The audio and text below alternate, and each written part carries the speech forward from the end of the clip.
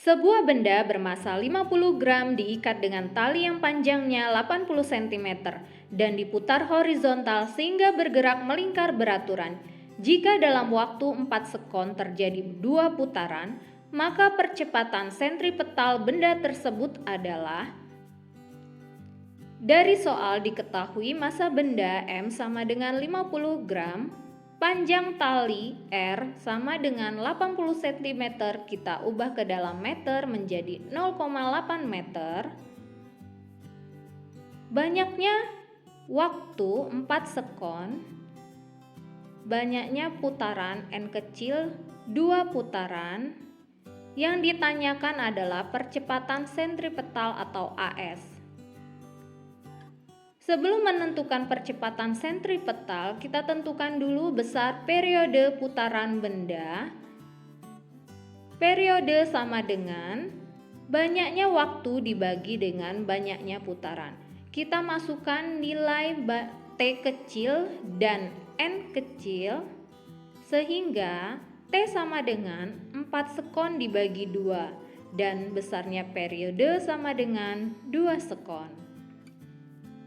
Selanjutnya, menentukan percepatan sentripetal dengan menggunakan persamaan AS sama dengan omega kuadrat kali R. Untuk omega, besarnya sama dengan 2 pi per T. Kita masukkan ke persamaan percepatan sentripetal sehingga AS sama dengan 2 pi per T kuadrat kali R. Kita masukkan nilai T periode sehingga AS sama dengan 2 pi per 2 kuadrat kali 0,8. Pada dalam kurung 2 pi per 2 sama dengan pi, sehingga AS sama dengan pi kuadrat kali 0,8. Karena pi kuadrat sama dengan 10, maka AS sama dengan 10 kali 0,8 sama dengan 8 meter per sekon kuadrat. Jadi percepatan sentripetal benda tersebut adalah 8 meter per sekon kuadrat. Jadi jawabannya adalah A, 8 meter per sekon kuadrat. Perhatikan gambar berikut. Gambar di bawah melukiskan benda bermassa 4 kg di atas lantai, ditarik oleh gaya sebesar 20 Newton dengan sudut alfa di mana sin alfa sama dengan 0,6. Jika benda bergerak dengan percepatan 0,5 meter per sekon kuadrat, nilai gaya gesek antara benda dan lantai adalah. Dari soal diketahui massa benda M sama dengan 4 kg, gaya tarik benda F sama dengan 20 Newton, sin alfa sama dengan 0,6 sehingga cos alfa sama dengan 0,8. Percepatan A sama dengan 0,5 meter per sekon kuadrat. Yang ditanyakan gaya gesek FK. Perhatikan gambar. Benda ditarik dengan gaya F20 Newton ke kanan. Sehingga gaya F yang bekerja pada sumbu X adalah gaya F cos alfa ke kanan. Sedangkan gaya gesek benda terhadap lantai arahnya ke kiri, yaitu FK. Untuk resultan gaya yang bekerja pada benda terhadap sumbu X, sigma Fx sama dengan sigma M kali A. Gaya F cos alfa searah dengan arah gerak gaya sehingga F cos alfa bernilai positif, sedangkan gaya Fk berlawanan dengan arah gerak benda sehingga bernilai negatif. Jadi F cos alfa min Fk sama dengan M kali A.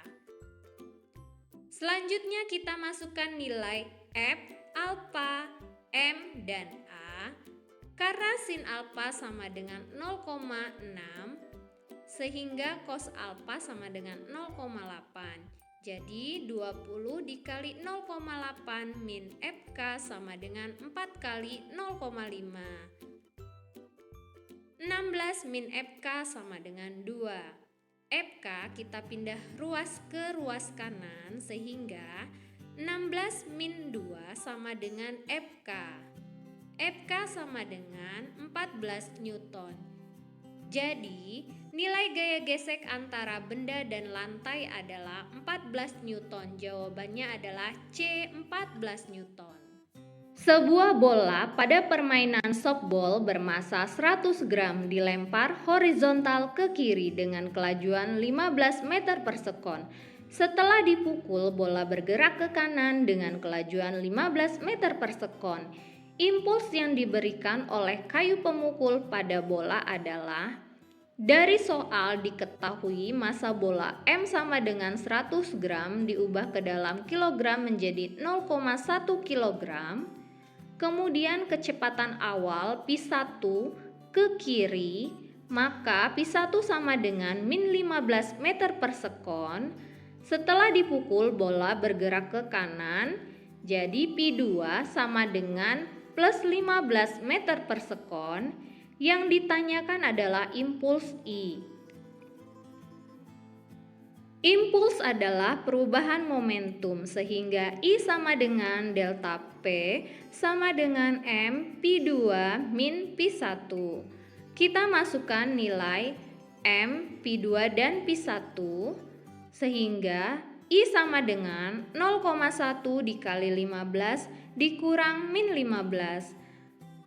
Pada dalam kurung, min dikurang min sama dengan plus. Jadi 15 min 15 sama dengan 15 plus 15. Sehingga I sama dengan 0,1 dikali 30. Sama dengan 3 Newton sekon. Jadi impuls yang diberikan oleh kayu pemukul pada bola adalah C, 3 Newton sekon. Dari bermacam peralatan berikut, kapal laut, kapal selam, pesawat terbang, layang-layang, galangan kapal, rem hidrolik, baling-baling pesawat, sayap pesawat terbang, dan bendungan, peralatan yang menerapkan hukum Archimedes adalah: berikut adalah beberapa contoh alat yang bekerja dengan menggunakan prinsip hukum Archimedes. Kita tinjau option A. Pada option A ada kapal laut, kapal selam, galangan kapal, dan balon udara. Dan keempatnya adalah alat yang bekerja dengan menggunakan prinsip hukum Archimedes. Jadi jawabannya adalah A. Abdurrahman mendapat tugas untuk mengisi kolam renang dengan volume kolam 36.000 liter. Jika air yang digunakan untuk mengisi kolam memiliki debit 40 liter per detik, maka waktu yang dibutuhkan dalam hitungan jam untuk mengisi penuh kolam tersebut adalah: dari soal diketahui volume P sama dengan 36.000 liter, debit Q sama dengan 40 liter per sekon, yang ditanyakan waktu T. Kita ketahui bahwa debit sama dengan volume dibagi waktu, sehingga untuk menentukan waktu sama dengan volume dibagi dengan debit. Kita masukkan nilai volume dan debit sama dengan 36.000 dibagi 40 sama dengan 900 sekon. 900 sekon ini kita konversikan ke dalam menit dibagi 60 dan dihasilkan 15 menit. 15 menit kita konversikan ke dalam jam dibagi 60. 15 dibagi 60 sama dengan 1/4 jam. Jadi jawabannya adalah E, 1/4 jam. Di bawah ini yang merupakan contoh perpindahan kalor secara konveksi adalah: berikut adalah contoh perpindahan kalor secara konveksi. Kita tinjau option A. Orang-orang yang merasa hangat di sekitar api unggun. Ini adalah contoh perpindahan kalor secara radiasi. Pada option B, air panas yang mendidih. Ini adalah contoh perpindahan kalor secara konveksi. Jadi jawabannya adalah B. Kita tinjau option yang lain. C. Cahaya matahari sampai ke bumi. Ini adalah contoh perpindahan secara radiasi. Kemudian yang D, panas api lilin yang berada di dekatnya. Dan ini termasuk perpindahan kalor secara radiasi. Sedangkan yang E, memanaskan logam. Ini adalah contoh perpindahan kalor secara konduksi. Di bawah ini yang merupakan contoh perpindahan kalor secara konveksi adalah berikut adalah contoh perpindahan kalor secara konveksi. Kita tinjau option A. Orang-orang yang merasa hangat di sekitar api unggun. Ini adalah contoh perpindahan kalor secara radiasi.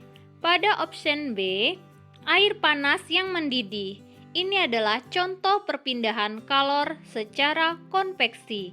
Jadi jawabannya adalah B. Kita tinjau option yang lain. C. Cahaya matahari sampai ke bumi. Ini adalah contoh perpindahan secara radiasi. Kemudian yang D, panas api lilin yang berada di dekatnya. Dan ini termasuk perpindahan kalor secara radiasi. Sedangkan yang E, memanaskan logam. Ini adalah contoh perpindahan kalor secara konduksi. Perhatikan gambar berikut.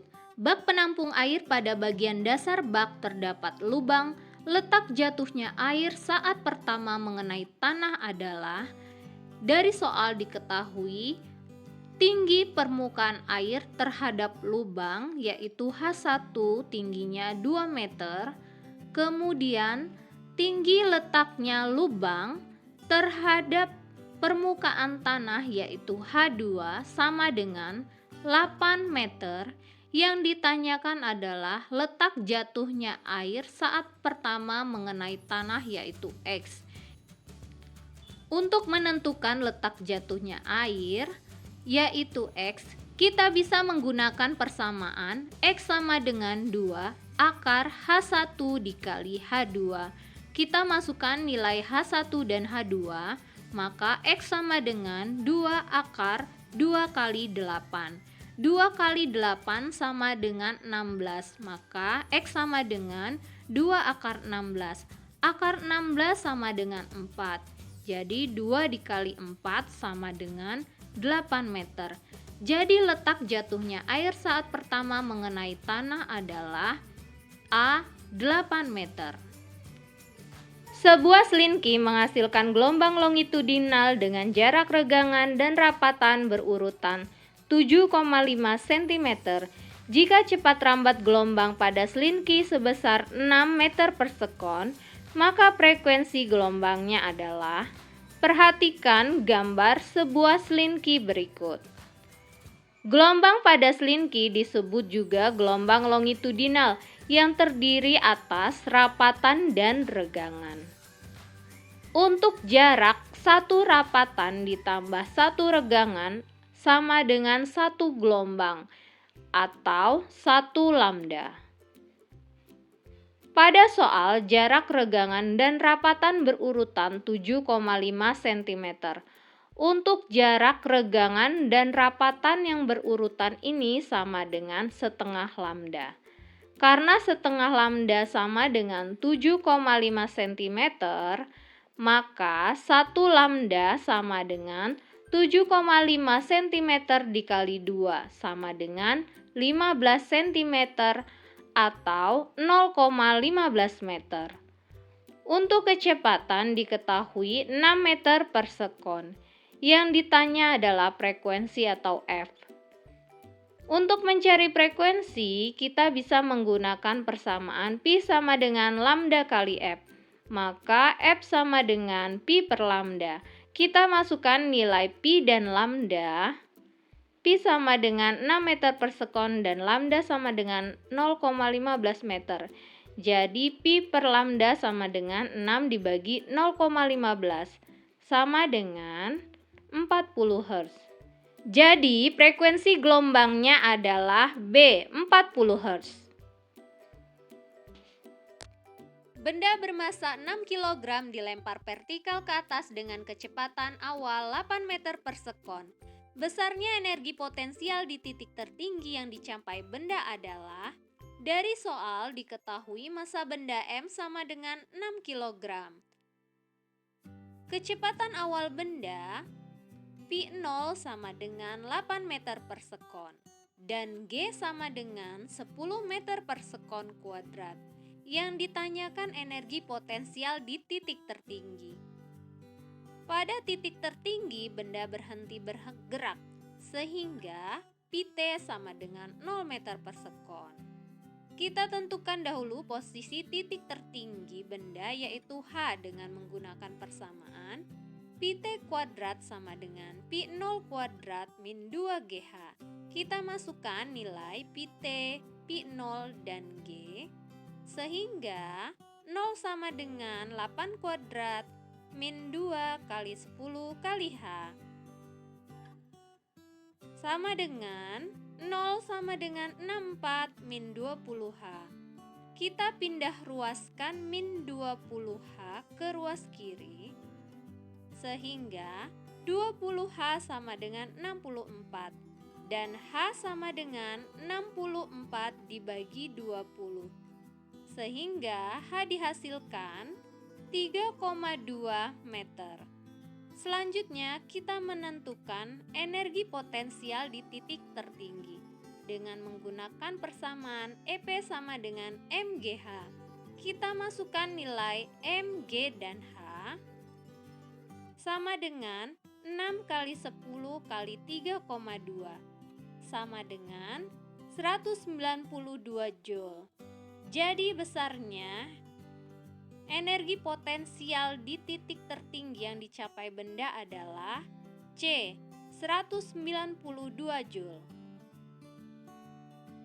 Perhatikan gambar 4 partikel yang dihubungkan batang penghubung berikut. Dari soal diketahui M1 sama dengan M2 sama dengan 4 kg. M3 sama dengan M4 sama dengan 2 kg. A sama dengan 1 meter dan B sama dengan 2 meter. Yang ditanyakan momen inersia terhadap sumbu Y atau IY. Perhatikan gambar. Jarak M1 terhadap Y sama dengan R1 sama dengan 2A. Sedangkan jarak M2 terhadap sumbu Y adalah R2 sama dengan A. Jarak M3 terhadap sumbu Y adalah R3 sama dengan B. Sedangkan jarak M4 terhadap Y adalah R4 sama dengan 2B. Untuk menentukan momen inersia sistem terhadap sumbu Y, kita gunakan persamaan IY sama dengan I1 plus I2 plus I3 plus I4. Karena I sama dengan MR kuadrat, maka IY sama dengan M1 kali R1 kuadrat plus M2 kali R2 kuadrat plus M3 kali R3 kuadrat plus M4 kali R4 kuadrat. Kita masukkan nilai massa dan jarak benda terhadap sumbu Y sama dengan M1 4, R1 2, jadi 4 kali 2 kuadrat. M2 4, R2 1, jadi 4 kali 1 kuadrat. Sedangkan M3-nya 2, R3-nya 2, jadi 2 kali 2 kuadrat. Dan M4-nya 2, R4-nya 4 kuadrat. Kita hitung dan hasilnya 4 kali 4 sama dengan 16. Kemudian 4 kali 1 sama dengan 4. 2 kali 4 sama dengan 8, sedangkan 2 kali 16 sama dengan 32. Kita jumlahkan 16 plus 4 plus 8 plus 32 dan dihasilkan 60 kg meter kuadrat. Jadi, momen inersia sistem partikel terhadap sumbu Y adalah 60 kg meter kuadrat. E. Terima kasih sudah menyimak video ini sampai akhir. Semoga bermanfaat. Sampai jumpa pada video selanjutnya.